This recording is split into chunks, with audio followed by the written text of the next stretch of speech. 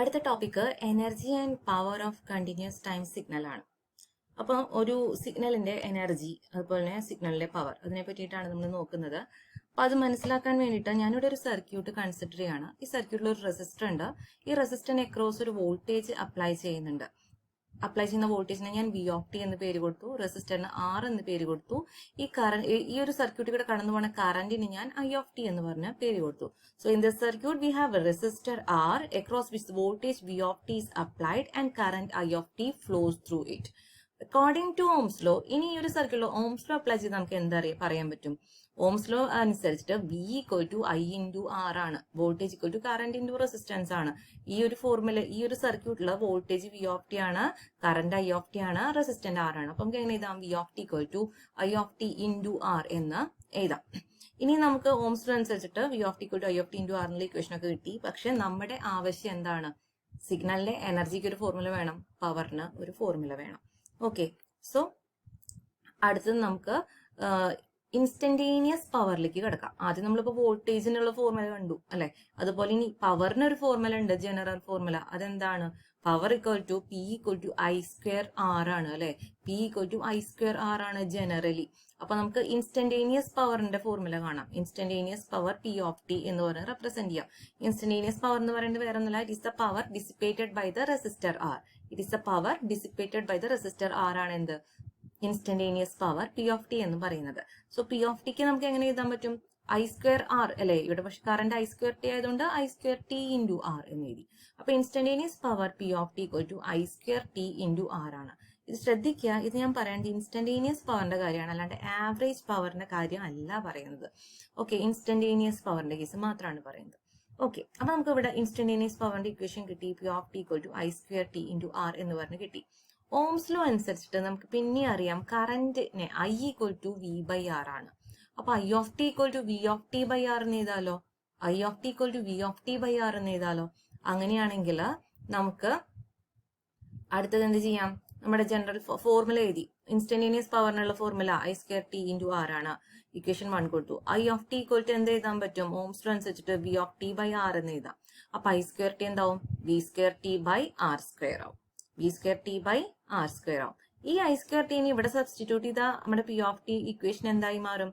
V square T by R square into R. I square ടിയുടെ സ്ഥാനത്ത് V square T by R square into ഈ R. ഇനി ഒരാറും ആറും താഴത്തെ ആറും കൂടി കട്ടായി പോയി കഴിഞ്ഞാൽ ബാക്കി എന്തേ ഉള്ളൂ? Instantaneous power P of T equal to V square T by R എന്ന് എഴുതാം. അപ്പൊ നമുക്ക് P of T equal to എന്ത് കിട്ടി? V square T by R എന്ന് കിട്ടി. ഇവിടെ നോക്കൂ, ഇക്വേഷൻ 1ഉം ഇക്വേഷൻ 2ഉം രണ്ടും പി ഓഫ് ടിയുടെ തന്നെ ഇക്വേഷൻസ് ആണ് അല്ലെ.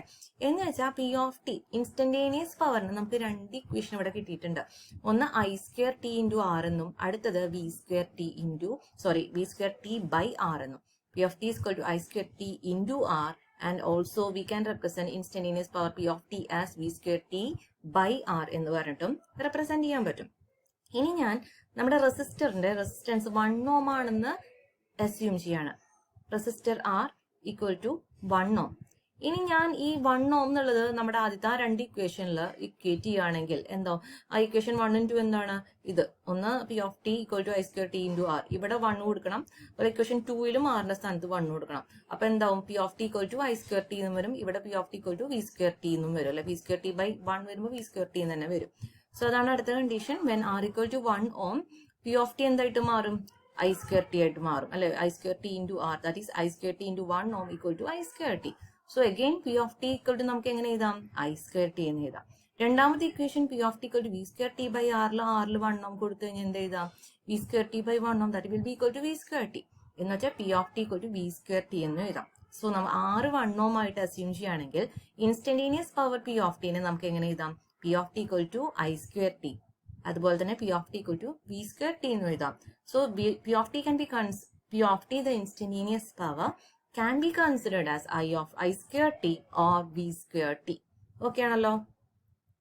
നമുക്കിനി കാണേണ്ടത് എന്താണ്?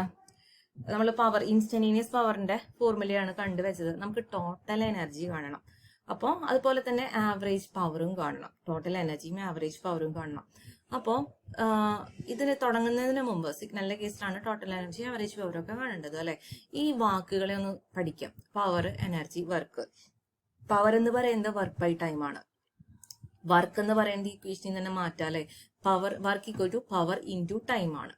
എനർജി എന്ന് പറയുന്നത് എന്താണ്? കപ്പാസിറ്റി ടു ഡു വർക്ക് ആണ്. കപ്പാസിറ്റി ടു ഡു വർക്ക് ആണ് എന്ന് വെച്ചാൽ എത്രമാത്രം എനർജി ഉണ്ടോ അത്രമാത്രം വർക്ക് ആണ് ചെയ്യുന്നത്. അപ്പൊ എന്തായാലും എത്രമാത്രം എനർജി ഉണ്ടോ അത്രമാത്രം വർക്ക്. അപ്പൊ work will be equal to energy. അപ്പൊ നമുക്ക് എനർജിക്കും ഇതേ ഫോർമുല വെച്ചിട്ട് തന്നെ എഴുതാം. Energy equal to work done, that will be equal to P into T അല്ലെ, പവർ ഇൻറ്റു ടൈം എന്നുള്ള ഇക്വേഷൻ വെച്ചിട്ട് നമുക്ക് മാത്തമാറ്റിക്കലി റെപ്രസെന്റ് ചെയ്യാം.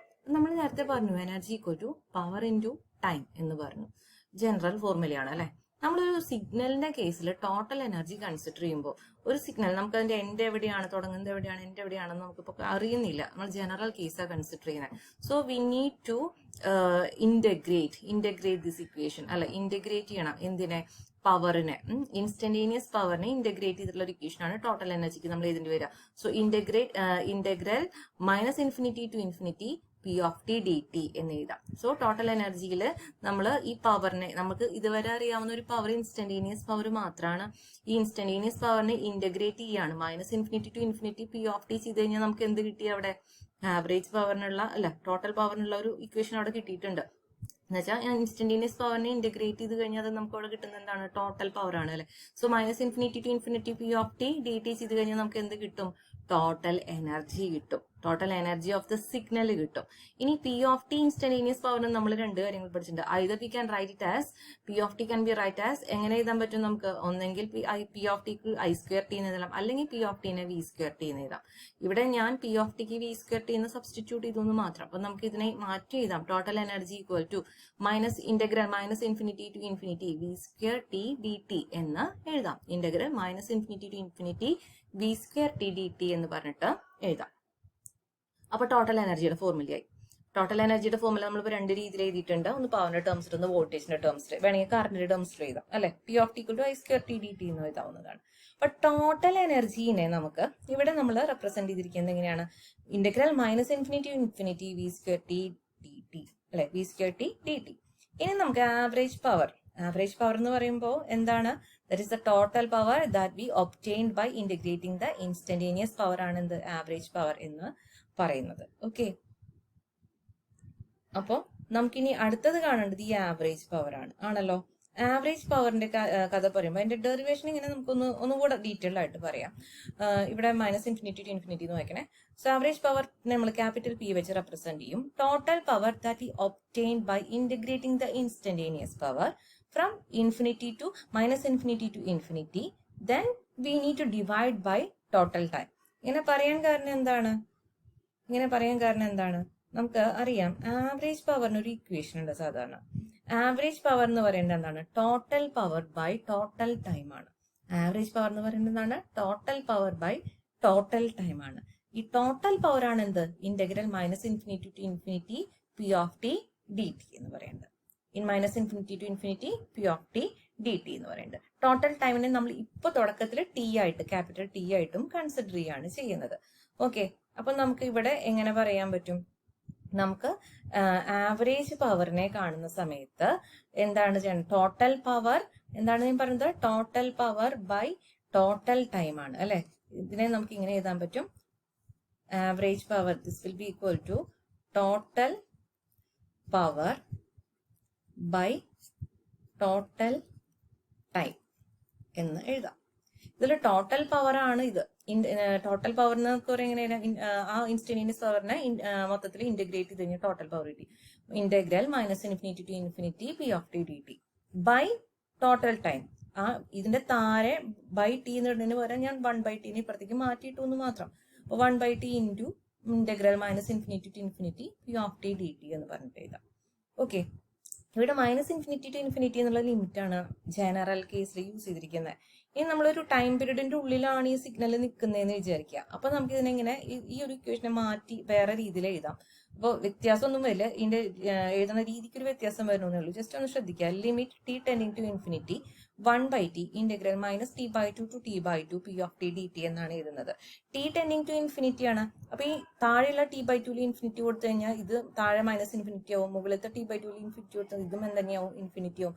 അപ്പൊ ഇങ്ങനെ എഴുതുന്നതുകൊണ്ട് ഈ ഇക്വേഷനിലേക്ക് തന്നെയാണ് പിന്നെയും പോകുന്നത് അല്ലെ. എന്ന് വെച്ചാൽ 1/t integral minus infinity to infinity p of t dt എന്ന് എഴുതുന്നതിന് പകരം ഞാൻ ഇവിടെ ഇവിടെ മൈനസ് t/2 ടു t/2 എന്നാക്കി പകരം ഇവിടെ ഞാൻ എന്ത് ചെയ്തു, limit t tending to infinity എന്ന് കൊടുത്തു. രണ്ടും സെയിം കഥ തന്നെയാണ്, ഒന്ന് മാറ്റി എഴുതിയെന്ന് മാത്രം.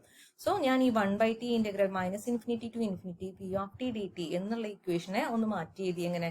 Limit t tending to infinity 1/t integral minus t/2 to t/2 p of t dt എന്ന് പറഞ്ഞിട്ട് എഴുതി. അടുത്തത് നമുക്കറിയാം, ഇപ്പൊ നമുക്ക് കിട്ടിയില്ലേ ആവറേജ് പവർ എന്താണ്? Total power by total time. ഈ ഇന്റഗ്രലിന്റെ ഭാഗം മാത്രമാകുമ്പോൾ തന്നെ എന്താണ്? നമുക്ക് ടോട്ടൽ പവർ ആണ്. ബൈ ടൈമിന് ഇവിടെ നമ്മൾ 1/t വെച്ചിട്ടുണ്ട്. അപ്പൊ നമ്മുടെ ആവറേജ് പവർ കിട്ടി. ആവറേജ് പവർ എന്താണ്? Limit t tending to infinity 1/t integral minus t/2 to t/2 p of t dt ആണ്. നമ്മൾ p ഓഫ് ടി എന്ന് പറയുന്നത് ഇൻസ്റ്റന്റേനിയസ് പവർ ആണെന്ന് പറഞ്ഞു. ഇൻസ്റ്റന്റേനിയസ് പവറിനെ നമുക്ക് v²t അല്ലെങ്കിൽ i²t വെച്ച് സബ്സ്റ്റിറ്റ്യൂട്ട് ചെയ്യാം. ഞാൻ ഇവിടെ തൽക്കാലം v²t വെച്ച് സബ്സ്റ്റിറ്റ്യൂട്ട് ചെയ്ത് മാറ്റി. അപ്പൊ ടോട്ടൽ പവറിനെ എനിക്ക് വേണമെങ്കിൽ എങ്ങനെ എഴുതാം? Limit t tending to infinity 1/t integral minus t/2 to t/2 p of ടിക്ക് എങ്ങനെ എഴുതാൻ എനിക്ക് വേണമെങ്കിൽ v²t എന്ന് എഴുതാം. ഒരു തെറ്റൂല. v²t dt എന്ന് പറഞ്ഞിട്ട് എഴുതി. ഞാൻ നേരത്തെ പറഞ്ഞു p ഓഫ് ടി എന്ന് പറയുന്നത് v²t മാത്രമല്ല, വേണമെങ്കിൽ ഇത് will be equal to i²t എന്ന് എഴുതാൻ പറ്റും അല്ലെ. അപ്പൊ നമുക്ക് ഒരു ജനറലൈസ് ചെയ്യാം. ഈ ഒരു ഫോർമുലേനെ നമുക്ക് എന്ത് ചെയ്യാം? ജനറലൈസ് ചെയ്യാം. അപ്പൊ ജനറലൈസ് ചെയ്യുമ്പോൾ സമയത്ത് നമുക്ക് എന്ത് വരും? ഇവിടെ ഈ v ഓഫ് ടി i²t അല്ലെങ്കിൽ v²t എന്ന് പറയുന്നത് നമ്മൾ x ഓഫ് ടി എന്നുള്ള വാല്യൂ കൊടുക്കുന്നു മാത്രം. ജനറലൈസ് ചെയ്യുന്ന സമയത്ത് നമ്മളിപ്പോ പവറിനെ മാത്രമല്ല ജനറലൈസ് ചെയ്യണേ, എനർജീനെയും ജനറലൈസ് ചെയ്യുന്നുണ്ട്. അപ്പൊ നമ്മളിവിടെ ടോട്ടൽ എനർജി എഴുതിയില്ലേ? ടോട്ടൽ എനർജി എഴുതിയപ്പോൾ ഇവിടെ എന്താ എഴുതിയത്? ഇവിടെയും ഇങ്ങനെ തന്നെയാണ്. Integral minus infinity to infinity p of t dt ആണ്. p of T can be either v²t അല്ലെങ്കിൽ i²t വരാം. ഇവിടെയും നമുക്ക് v²t അല്ലെങ്കിൽ i²t വരാലോ. അപ്പൊ v²t അല്ലെങ്കിൽ i²tയുടെ സ്ഥലത്ത് ഞാൻ ഇനി x²t എന്ന് എഴുതാൻ പോവാണ്. അപ്പൊ x can be either v or i. ഒന്നെങ്കിൽ വോൾട്ടേജ് ആവാം അല്ലെങ്കിൽ കറന്റ് ആവാം. ആ രീതിയിലാണ് ഇനി എഴുതാൻ പോകുന്നത്. അപ്പൊ ഈ നമ്മുടെ ടോട്ടൽ എനർജീനെ നമുക്ക് എങ്ങനെ എഴുതാൻ പറ്റും? Total energy. അപ്പൊ ടോട്ടൽ എനർജീനെ നമുക്ക് ജനറലൈസ് ചെയ്യുകയാണെങ്കിൽ ഞാൻ minus integral minus infinity to infinity v²t dt എന്നാണ് വരേണ്ടത്. ഞാൻ ജനറലൈസ് ചെയ്തിട്ട് അവിടെ x of T the whole square എന്ന് എഴുതി. എക്സ് എന്ന് വെച്ചാൽ v²t എന്നുള്ളതിനെ നമുക്ക് ഒരു വാരിയബിൾ ആയിട്ട് എഴുതി. എക്സ് ഓഫ് ടി എന്ന് എഴുതി. ഇതിന് സ്ക്വയർ ഉണ്ട്, അപ്പോൾ ഇതിന്റെയും സ്ക്വയർ എടുക്കണമല്ലോ. സോ vt² എന്ന് എഴുതി. ഇനി മോഡുലസ് ഇവിടെ ഇട്ടിട്ടുണ്ട്. Integral minus infinity to infinity modulus of x of T the whole അല്ലെ എക്സ് ഓഫ് ടി സ്ക്വയർ ആണ് dt എന്നാണ്. ഇവിടെ മോഡുലസ് എടുക്കാൻ കാരണം വേറെ ഒന്നുമല്ല, എനർജി ഒരിക്കലും നെഗറ്റീവ് വാല്യൂ ആവില്ല. എനർജി കാൺ ബി നെഗറ്റീവ്. സോ അതുകൊണ്ടാണ് നമ്മൾ എന്ത് ചെയ്യേണ്ടത്? ഇവിടെ ഒരു മോഡുലസ് ഇട്ട് ഇൻഡിക്കേറ്റ് ചെയ്യണത് കേട്ടോ. സോ ടോട്ടൽ എനർജീനെ ജനറലൈസ് ചെയ്യുമ്പോൾ നമുക്ക് എങ്ങനെ എഴുതാം? Equal to minus infinity to infinity v²t ഒക്കെ മാറ്റിയിട്ട് ഞാൻ ഇവിടെ എന്ത് എഴുതി?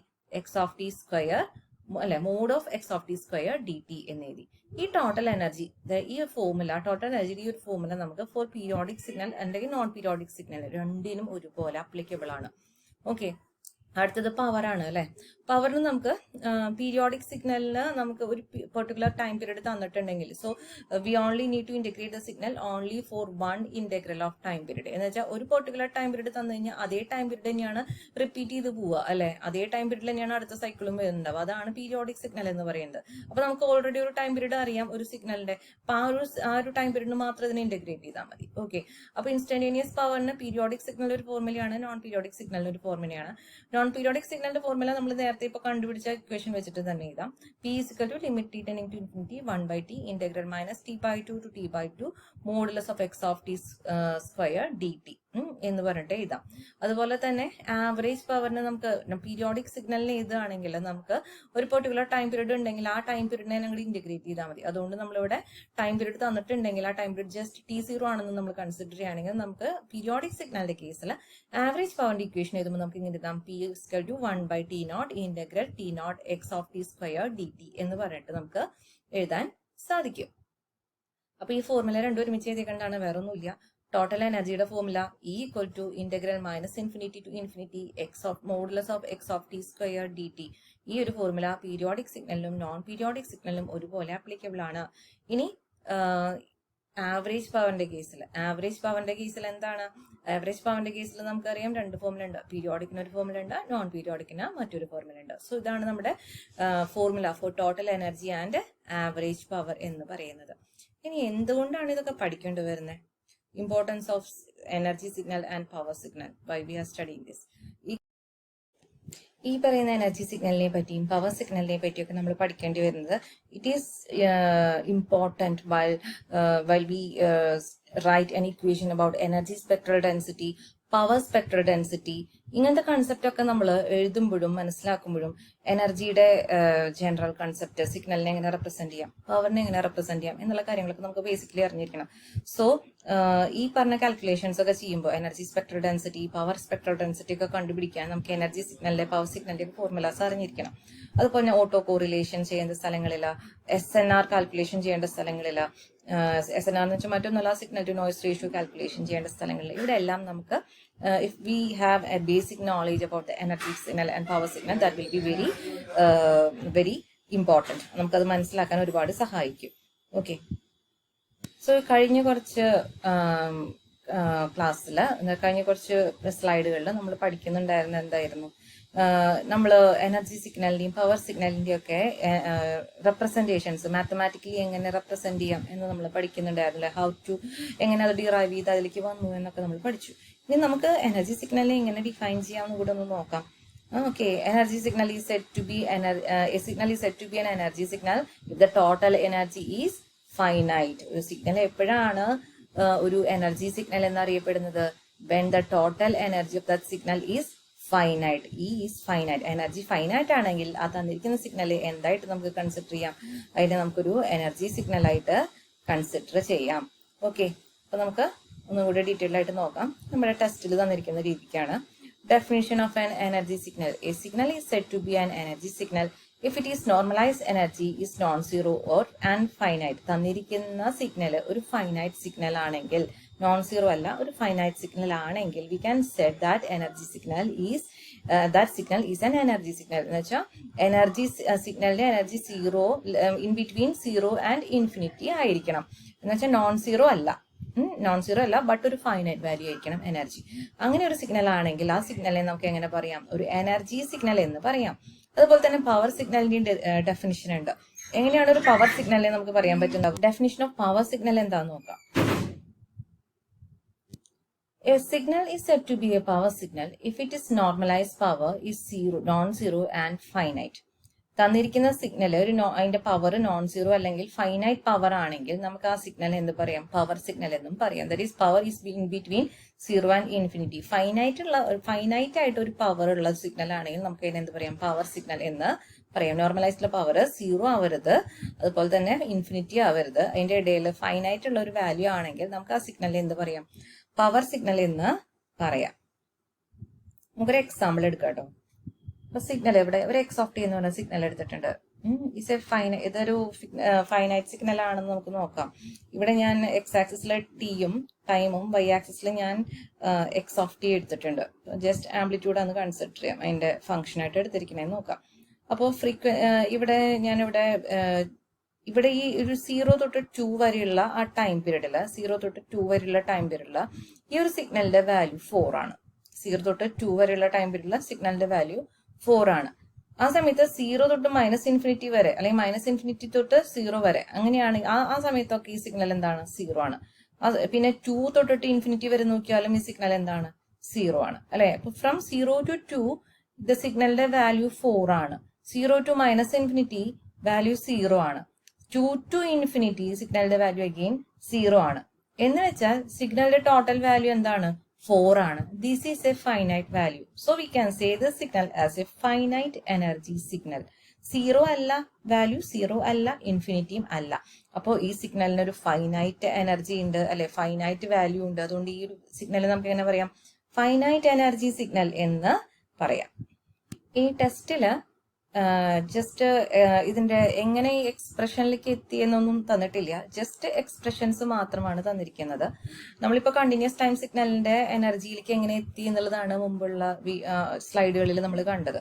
അപ്പോൾ കണ്ടിന്യൂസ് ടൈം സിഗ്നലും ഉണ്ട്, ഡിസ്ക്രീറ്റ് ടൈം സിഗ്നലും ഉണ്ട്. ഈ രണ്ട് സിഗ്നൽസിനും എനർജി വരുന്ന സമയത്ത് എനർജിയുടെ ഫോർമുല എങ്ങനെ എഴുതാമെന്നാണ് നമുക്ക് ഇവിടെ തന്നിരിക്കുന്നത്. For a continuous time signal എനർജിനെ നമുക്ക് എങ്ങനെ എഴുതാം?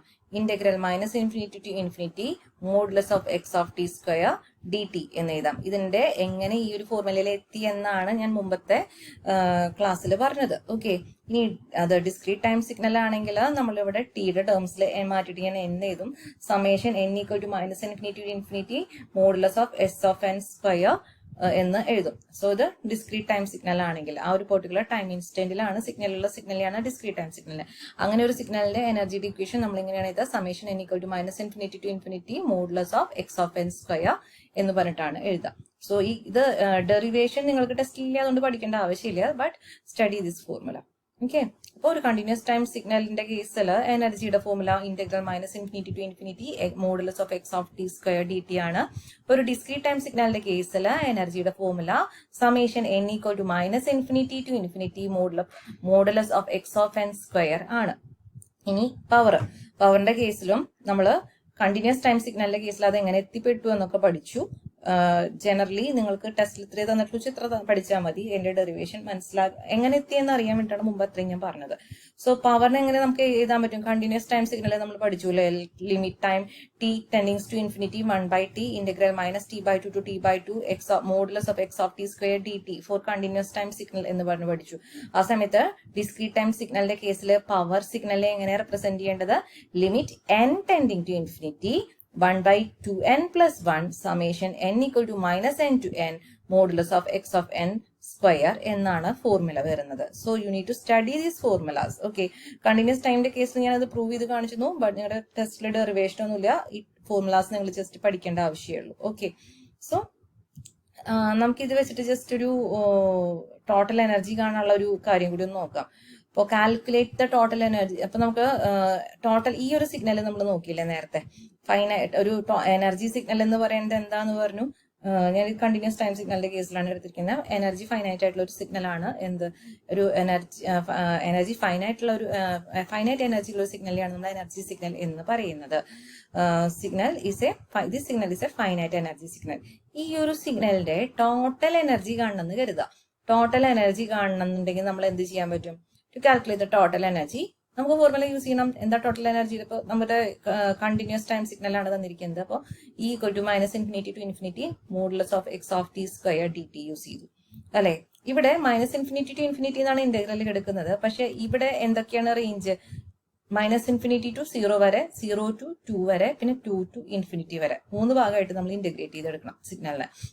അപ്പോ integral it is equal to integral -∞ to 0. അത്രയും സമയം സിഗ്നൽ 0 ആണ്. -∞ തൊട്ട് 0 വരെ സിഗ്നലിന്റെ വാല്യൂ എന്താണ്? 0. അപ്പൊ x ഓഫ് t സ്ക്വയർ ഒക്കെ എന്തായി മാറി? 0 dt ആയി. പ്ലസ് 0 to 2 അല്ലെ, 0 to 2 വരെ, 0 തൊട്ട് 2 വരെയുള്ള സമയത്ത് ആ ഒരു സിഗ്നലിന്റെ വാല്യൂ എന്താണ്? 4 ആണ് അല്ലെ. അപ്പൊ നമുക്ക് അവിടെ എന്ത് ചെയ്താം? 0 to 2 വരെയുള്ള ടൈം ഇന്റർവെല് സിഗ്നലിന്റെ വാല്യൂ 4 ആണ്. പക്ഷെ ഇവിടെ സ്ക്വയർ ഉണ്ട് അല്ലെ, 4 സ്ക്വയർ dt. പ്ലസ് അടുത്ത 2 to ∞ വരെയാണ്. ആ സമയത്ത് സിഗ്നൽ ഇല്ല, 0 dt ആണ്. ഓക്കെ, അപ്പൊ ഈ രണ്ട് കേസും ക്യാൻസൽ ആയി പോവും. ബാക്കി ഉണ്ടാവുന്ന എന്താണ്? Integral 0 to 2 4 square dt. അപ്പൊ നമുക്ക് ഈ 4 സ്ക്വയർ എന്ന് പറയുന്നത് 4 × 4 16 ആണ് അല്ലെ. പിന്നെ ഇന്റഗ്രേറ്റ് ചെയ്യുമ്പോൾ ഡിടിനെ ഇന്റഗ്രേറ്റ് ചെയ്യുമ്പോൾ എന്തായി മാറും? അത് ടി ആയിട്ട് മാറും. വിത്തിൻ ദ ലിമിറ്റ് 0 to 2 അല്ലെ. അപ്പൊ ആദ്യം ടിക്ക് 0 കൊടുക്കുമ്പോൾ 0, പിന്നെ 2 കൊടുക്കുമ്പോൾ എന്താണ് വരിക? ടിയുടെ വാല്യൂ 2. അപ്പൊ 16 × 2 നമുക്ക് എന്ത് വരും? 16 × 2 അറൌണ്ട് 32 അല്ലെ. 32 ജൂൾസ് ആണ്. എനർജിയുടെ യൂണിറ്റ് ജൂൾസ് ആയതുകൊണ്ട് 32 ജൂൾസ് ആണ് നമുക്ക് ഇതിന്റെ എനർജി വരുന്നത്. സോ 32 ജൂൾസ് ഫൈനൈറ്റ് ആണ് അല്ലെ. This is A finite energy signal. നമുക്ക് ഇതിൽ നിന്ന് മനസ്സിലായി this is A finite energy signal. ഈ രീതിയിൽ നമുക്കൊരു കാൽക്കുലേഷൻ ചെയ്യാൻ സാധിക്കും. അതേപോലെ തന്നെ average value of finite duration, average value of A finite duration signal is always 0. നമ്മൾ ആ ഒരു ഫൈനൈറ്റ് ഡ്യൂറേഷൻ ഉള്ള ഒരു സിഗ്നലിന്റെ ആവറേജ് വാല്യൂ കാണാൻ നിന്നാൽ അത് എപ്പോഴും എന്തായിരിക്കും? 0 ആയിരിക്കും. അതെങ്ങനെയാന്ന് നോക്കാം. നമ്മൾ മുമ്പേ കണ്ടിരുന്നു ആവറേജ് പവറിന്റെ ഫോർമുല എന്തായിരുന്നു? Total power by total time ആണെന്നൊക്കെ പറഞ്ഞ് ഞാൻ മുമ്പ് തന്നെ പറഞ്ഞു തന്നിട്ടുണ്ട് അല്ലെ. ടോട്ടൽ പവറിനെ എങ്ങനെയാ കാണുക? Integral -∞ to ∞ P of T D T instantaneous power അല്ലെ P of T D T ഇട്ടിട്ടാണ് ചെയ്തത്. ബൈ ടോട്ടൽ ടൈം ആണ്. ഇവിടെ നമ്മൾ ടോട്ടൽ ടൈം നമ്മൾ ഒരു ജനറൽ കേസിൽ എപ്പോഴും ഇൻഫിനിറ്റി എടുക്കുന്നത് അല്ലെ. അപ്പോൾ ഇത് ഒരു ഫൈനൈറ്റ് വാല്യൂ ഇപ്പോൾ ഇന്റഗ്രേറ്റ് ചെയ്ത് നമുക്കൊരു വാല്യൂ കിട്ടി എന്ന് വിചാരിക്കുക, ടോട്ടൽ പവർ ഒരു ഫൈനൈറ്റ് വാല്യൂ കിട്ടി. ബൈ ടോട്ടൽ ടൈം എന്ന് പറയുന്നത് എത്ര ജനറലി നമ്മളിവിടെ ഇൻഫിനിറ്റി ആയിട്ട് എടുക്കുകയാണെങ്കിൽ ഫൈനൈറ്റ് വാല്യൂ ബൈ ഇൻഫിനിറ്റി വന്നു കഴിഞ്ഞു കഴിഞ്ഞാൽ സംഭവം എന്തായി മാറും? ഈ വാല്യൂ ആവറേജ് പവറിന്റെ വാല്യൂ എന്തായിട്ട് മാറും? 0 ആയിട്ട് മാറും. So നമുക്ക് average value of any finite duration signal will be always 0 എന്ന് നമുക്ക് ഇവിടെ പറയാൻ സാധിക്കും. ഇനി ഇവിടെ നിങ്ങൾ ഇമ്പോർട്ടന്റ് ആയിട്ട് പഠിക്കേണ്ടത് ഈ ഫോർമുലാസ് ആണ്. ഒന്ന് എനർജിയുടെ ഫോർമുല, ഒന്ന് പവറിന്റെ ഫോർമുല, പിന്നെ കണ്ടിന്യൂസ് ടൈം സിഗ്നലിന്റെയും ഡിസ്ക്രീറ്റ് ടൈം സിഗ്നലിന്റെയും എനർജിയുടെ ഫോർമുല, കണ്ടിന്യൂസ് ടൈം സിഗ്നലിന്റെയും ഡിസ്ക്രീറ്റ് ടൈം സിഗ്നലിന്റെ കേസിലും പവറിന്റെ ഫോർമുല. ഇത് ബൈ ഹാർട്ട് ആയിട്ട് പഠിക്കാൻ വേണം. ഇതിൽ കണ്ടിന്യൂസ് ടൈം സിഗ്നലിന്റെ കേസിൽ എങ്ങനെയാണ് ആ ഇക്വേഷനിലേക്ക് എത്തിപ്പെട്ടതെന്ന് ഞാൻ കാണിച്ചു. ബാക്കി ഇത് ഡെറിവേഷൻ ഒന്നും നിങ്ങളുടെ ടെക്സ്റ്റ് ബുക്കിലില്ല. So you need to study these formulas. Okay.